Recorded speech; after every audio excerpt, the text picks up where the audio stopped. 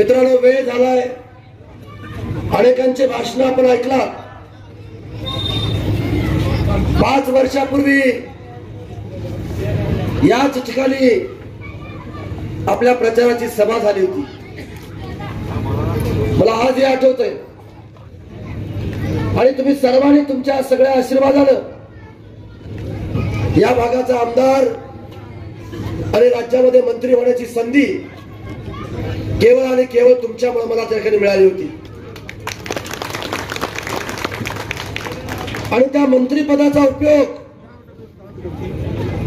आपल्या मतदारसंघामध्ये, आपल्या शहरामध्ये कशा पद्धतीने विकासाचे काम केले हे तुम्हा सर्वांना त्या ठिकाणी माहिती आहे.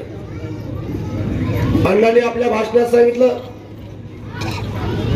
बसवराज बागबंदरे साहेबांनी सांगितलं, शांभाऊंनी त्या ठिकाणी भाषण केलं, निटोरे साहेब बोलले, चिमेगावे साहेब त्या ठिकाणी बोलले, जानिबी यांनी त्या ठिकाणी सांगितलेलं आहे.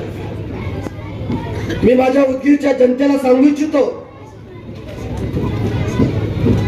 या उदगीर शहरामध्ये, उदगीर तालुक्यामध्ये, लातूर जिल्ह्यामध्ये सर्वात जास्त निधी जर कुठं आला असेल तर ते आपल्या उदगीर विधानसभा मतदारसंघामध्ये त्या ठिकाणी आला.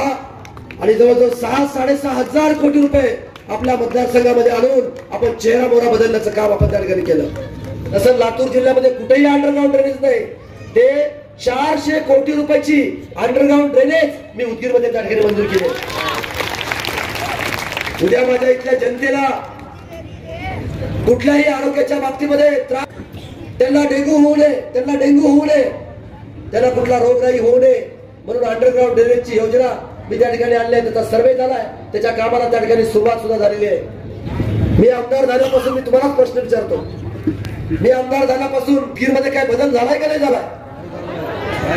प्रत्येक व्यक्ती मला भेटलं की म्हणतात, भाऊ उदगीर बदललंय. मी ज्यावेळेस मुंबईमध्ये जात होतो, मी ज्यावेळेस बेंगलोरमध्ये जात होतो, त्यावेळेस मलाही असंच वाटायचं की माझंही शहर अशा पद्धतीनं नटलं पाहिजे, अशा पद्धतीनं सजलं पाहिजे आणि अशा पद्धतीच्या सुविधा माझ्या जनतेला दिल्या पाहिजे, ही माझी भावना त्या ठिकाणची होती. आज एवढ्या मोठ्या सभेमध्ये 10 वाजले तरी 2 ते 3 हजार जनता माझे 2 शब्द ऐकलेली आहे. त्याला घरी जेवायला जायचंय, माझ्या भगिनीला घरी जाऊन जेवण बनवायचंय, तरी का बसलेत मला माहित आहे की त्यांचं माझ्यावरती प्रेम आहे आणि माझंही त्यांच्यावरती प्रेम आहे. आणि म्हणून माझ्या माय भावनाला मी सांगू इच्छितो, माझ्या भावाला मी सांगू इच्छितो की आपण उदगीर जिल्हा निर्मिती करता जे जे इन्फ्रास्ट्रक्चर लागतं ते सगळं इन्फ्रास्ट्रक्चर उभा करून दिलंय. येणाऱ्या 20 तारखेला तुम्ही मला मतदान करून प्रचंड बहुमताने विजय केल्यानंतर मी उदगीर जिल्हा केल्याशिवाय राहणार नाही, हा शब्द सुद्धा तुम्हाला.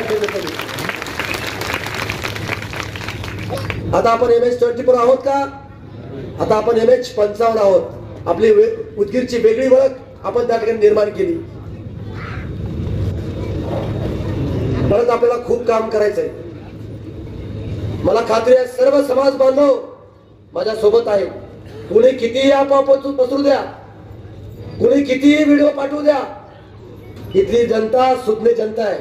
इथले सर्व जाती धर्मातले लोक फार हुशार आहेत. फयाज भाई, आपल्याला घाबरायची गरज नाही. जाणीवपूर्वक फेक निगेटिव्ह बागबंदरे साहेब त्या ठिकाणी फेकतायत, काही काळजी नाही. लोकांनी बघितलंय त्याला 10 वर्ष कोणत्या तरी समाजाला त्यांनी न्याय दिला का हो? कोणत्या तरी समाजाचा सन्मान त्यांनी केला का हो?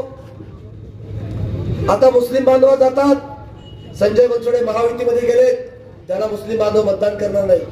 हिंदू समाजामध्ये जातात, मी एवढे वर्ष हिंदू समाजामध्येच होतो, मी तुमचाच आहे, तुम्ही मला मतदान करणार आहेत म्हणतात. अरे पण मला सांगा, हे पद कशासाठी आहे? हे पद तुम्हाला सुविधा उपलब्ध करून देण्यासाठी पद आहे. ते सर्व जाती धर्माचा सन्मान केला पाहिजे, हे लोकप्रतिनिधीचं कर्तव्य असतं. तुम्ही बघितलं असाल, आदरणीय सर्व नेत्यांनी त्यांच्या भाषणात त्या ठिकाणी सांगितलं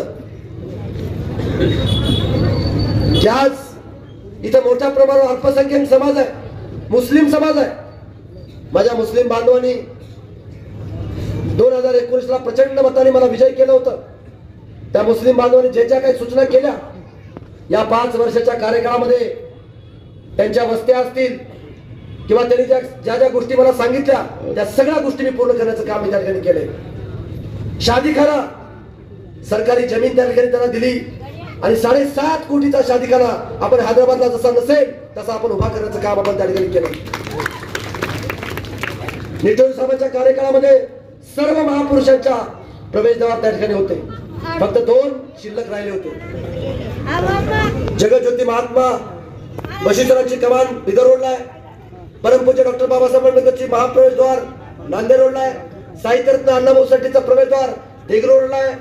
पण छत्रपती शिवाजी महाराजांच्या नावानं जागा अभावी ते प्रवेशद्वार त्या ठिकाणी राहिलं होतं. म्हणून रायगडावर जशी नसेल तसं प्रवेशद्वार नळेगाव रोडला 2.5 कोटी रुपयाचं आपण त्या ठिकाणी करून देतोय. आपण डॉक्टर अब्दुल कलाम हायवेवरती कोट्यावधी रुपयाचा निधी देऊन आपण ती कमान त्या ठिकाणी आपण करतोय. कब्रस्तानला पैसे दिले, ईदगाह मैदानाला पैसे दिले, प्रत्येक मस्जिदीला वजूखाना करण्याकरता पैसे दिले. सर्व अल्पसंख्याक समाजातल्या वस्त्याला आपण निधी त्या ठिकाणी आपण उपलब्ध करून दिली. आपण उपलब्ध त्या ठिकाणी करून दिली. अनेक भागामध्ये वेगवेगळे सभागृह करण्याचं काम आपण त्या ठिकाणी केलं. आणि म्हणून वेळ जास्त झालाय. तुम्ही मला 20 तारखेला मतदान करून 23 तारखेला निवडून देणार त्याची खात्री मला आहे. खात्री आहे ना? मला मागचं तुम्ही हात वर केलं दिसत नाही. मला पूर्ण विश्वास आहे. मी 5 वर्ष प्रामाणिकपणे मी तुमची सेवा केली आहे आणि पुढचे 5 वर्ष सुद्धा प्रामाणिकपणे सेवा करण्याचा शब्द देतो. आणि मी आमदार झाल्यानंतर मला उदगीरमध्ये मेडिकल कॉलेज करायचंय, उदगीरमध्ये एअरपोर्टची निर्मिती करायची आहे, मला उदगीरमध्ये वंदे भारत ट्रेन इथून चालू करायची आहे. आणि मला आता देगलूर रोडला मी MIDC मंजूर केली आहे. तिथं 10 ते 15 हजार कोटी रुपयाचा प्रकल्प आणून इथल्या तरुणाला आणि तरुणीला मला रोजगार उपलब्ध करून द्यायचा आहे. याच्यासाठी मला आमदारकी त्या ठिकाणी पाहिजे. वेळ संपला म्हणजे 5 मिनिट राहिले आणि म्हणून मला वेळेच्या आत भाषण संपायचं असल्यामुळं माझ्या बांधवाला एवढंच मी हात जोडून नम्र विनंती करतो. कधी मंत्रीपदाची मस्ती माझ्या मस्तकात कधी येऊ दिली नाही. कधी आमदारकीचा गर्व मला कधी त्या ठिकाणी आलेला नाही. आणि म्हणून मी तुमचा सेवक, तुमचा भाऊ, तुमचा लेकरू म्हणून या मतदारसंघामध्ये काम करेन असा शब्द देतो. आणि माझ्या सर्व समाज बांधवांनी एकसंघपणे या सगळ्या मनसरकी रोडच्या सर्व लोकांनी, मायबाप जनतेने मला मतदान करावं, घड्याळावर मतदान करावं. माझं चिन्ह आहे 3 नंबरला घड्याळ, घड्याळ, घड्याळ. धन्यवाद. जय हिंद, जय महाराष्ट्र. सगळ्यांनी घोषणा द्या.